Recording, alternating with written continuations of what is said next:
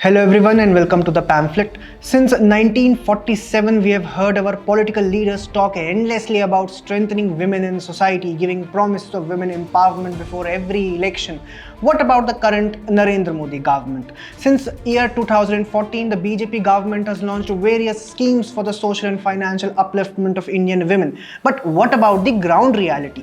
Have Indian women got any benefit from these schemes? A new research paper provides some clear answers. The Economic Advisory Council to the Prime Minister has released a new working paper which says that the female labor force participation rate or LFPR increased in almost all states in India during 2017-18 to 2022-23.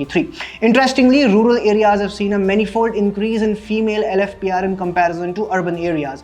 At the all India level, female LFPR increased from 24.6% in 2017-18 to 41.5% in 2022-23 in rural areas, an astounding growth of almost 69%.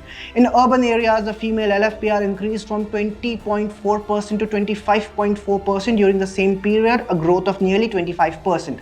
The female labor force participation rate or LFPR is essential to women's economic empowerment and is a common metric to gauge the inclusiveness of an overall economy. In terms of marital status, the paper said that married men consistently exhibit higher LFPR across states and age groups, while marriage significantly reduces female LFPR, especially in urban areas.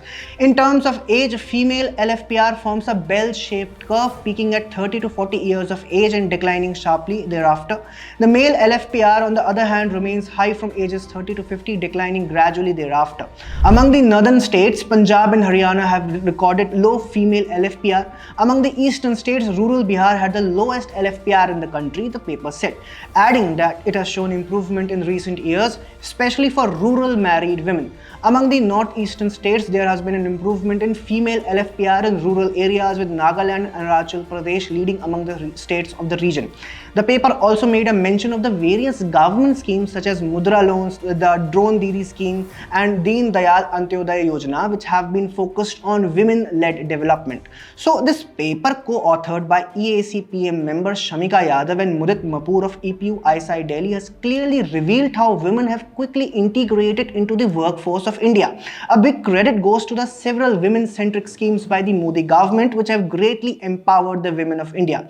What are your views on this report? Do tell us in the comment section.